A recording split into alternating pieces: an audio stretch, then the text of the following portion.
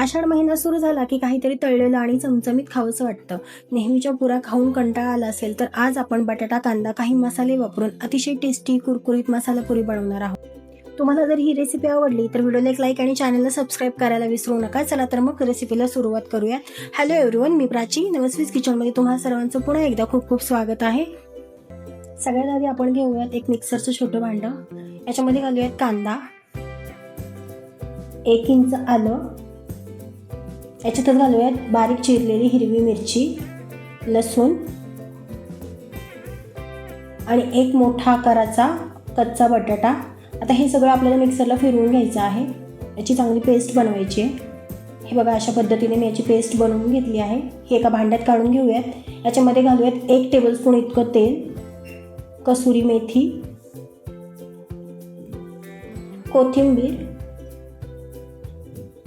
हे सर्व चांगलं मिक्स करून घेऊयात. माफ करा, माझा आवाज थोडासा खराब आहे. याच्यात घालूया चिली फ्लेक्स, भाजलेल्या जिऱ्याची पूड. आता यामध्ये घालूयात गव्हाचं पीठ,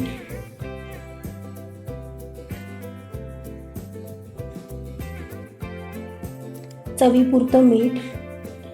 हे सर्व छान मिक्स करून घेऊयात. आता याच्यामध्ये घालूयात 1 मोठा टेबलस्पून पांढरे तीळ. चांगलं मिक्स करून थोडं थोडं पाणी घालून याची घट्टसर कणिक भिजवून घेतली आहे मी. आता हे 10 मिनिटांसाठी झाकून बाजूला ठेवून देऊयात. 10 मिनिटं झालेली आहेत. आता याचे गोळे बनवून छान अशा छोट्या छोट्या पुऱ्या लाटून घेऊयात.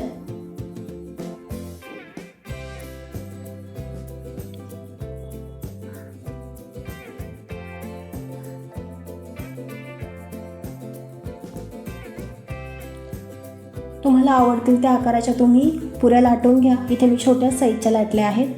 सर्व पुऱ्या लाटून झाल्या आहेत. ह्या तळून घेऊयात. तेल कडकडीत असं गरम करून मध्यम आचेवरती आपल्याला ह्या सर्व पुऱ्या गोल्डन ब्राऊन रंगावर येईपर्यंत तळून घ्यायच्या आहेत. हे बघा, अशा पद्धतीने अशाच प्रकारे मी सर्व पुऱ्या तळून घेते. मी सर्व पुऱ्या तळून घेतल्या आहेत. हे बघा, एका प्लेटवरती काढून घेतल्यात. अशा प्रकारे आपली आषाढ स्पेशल बटाटा कांदा मसाला पुरी तयार आहे. ही दह्यासोबत, सॉससोबत किंवा चहासोबत खाऊ शकता. रेसिपी आवडली असेल तर व्हिडिओला नक्की लाईक करा आणि चॅनलला सबस्क्राईब करायला विसरू नका.